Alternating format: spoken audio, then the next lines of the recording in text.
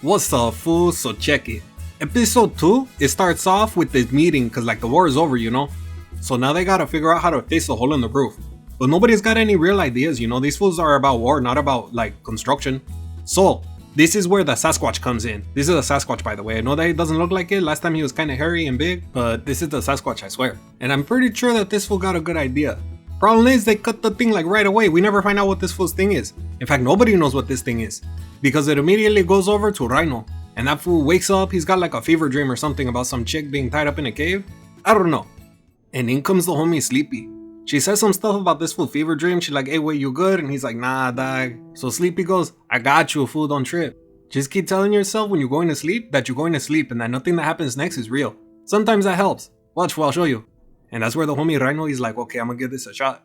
And right as he goes to lay down, the camera goes like whoosh to the outside to where Falcon and his little crew is. So Falcon and his whole crew is posted out there and they're talking about how the fact that nothing's ever gonna happen, that the roof is never gonna get fixed because there's too much red tape and that the bureaucracy and all that kind of crazy stuff is going on. It's just ridiculous. I mean, you're like 5, you shouldn't be talking politics. And right as Tina and Falcon are about to go at it over whether or not the Industrial Revolution will bring an end to the working class, Rhino shows up. And it's a good thing too, because these two are about to go at it, you know? And Tina all hella excited, she's like, hey wait, I thought you said you were gonna go to sleep. He's like, I never said that, who told you this? She's like, Sleepy. Orale, Sleepy. Telling them my secrets. I know you're not a vampire, fool, just give it up. Sleepy didn't let out any of your secrets ni nada, just chill. So fast forward to the train. They're having a party on the train for Tina because she just downed like 4 bottles of Jack. En serio, she should be dead right now. Falcon, on the other hand, he's a little jealous. You see, if you couldn't tell, Tina and Falcon, they kinda got a little thing going on. In the way that their relationship works is Tina's got the strap and Falcon cleans the sink. So he tried complaining to Rhino, right? He goes, oh yeah, I don't like the way Tina doesn't buy me nice things no more. And Rhino goes, suck it up, ese. When was the last time you cooked Tina something nice, eh? I've been in war, fool. Did you clean the sink? No? That's where you mess up. Go clean the sink. Y sabes que, go fix a hole in the roof también. So now they're at the train station and Tina's not doing so hot, you know? That's where Sleepy comes up and she's like, hey wait, you should probably keep an eye on your liver, fool, you don't want that to go out. Now they all headed back to the pen. It's very heartwarming, you know, they see their family, they're like, oh, I ain't seen you in such a long time. That's where Falcon is like, hey, what those fools doing over there? And Tina like, what you care? We gotta go back to the pad right now, okay? You still got the roof to fix? You still got the kitchen to clean? You got a lot of stuff to do, don't worry about those fools, okay? But he doesn't listen. He goes over there and he's like, hey, what's up with these fools? And this other vato, he's like, check it, fool. Y Falcon's like, why you do that, ese? And he's like, fool, be quiet, dog. Tina has you by the balls. So Falcon runs up and tries to help this one fool. This fool looks like a hippie, though I ain't gonna lie. He kinda looked like one of those pacifiers. So now we kick it at Tina's pad. And I don't know why, but Rhino's over there and I'm thinking that maybe that fool's like related to her somehow. Maybe they're like they cousins. I don't know.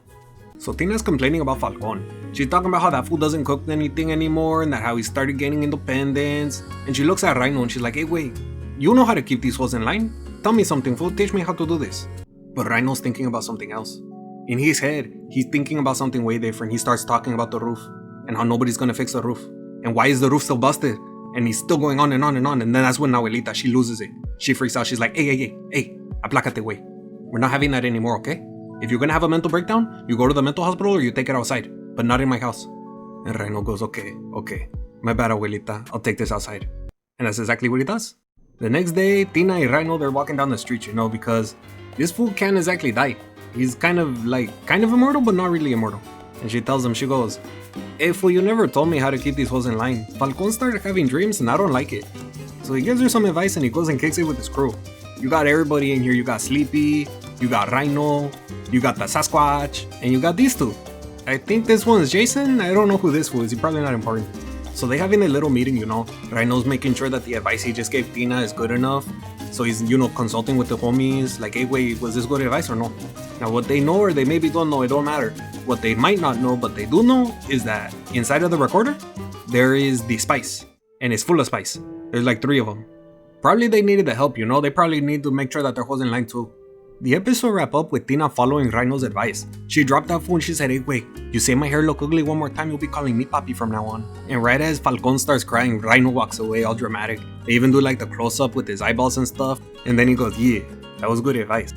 And then they do the preview of how Rhino used to have a lot in common with Falcon up until that one hyena turned into a rock. But that's where this episode ends. Y también I end too. So if you like what you see, don't forget to subscribe, like, and leave a comment if you think I got anything wrong. I'm pretty sure I got it alright, but who knows. Y sabes qué? Follow me on Twitter también. Y con eso, hasta luego.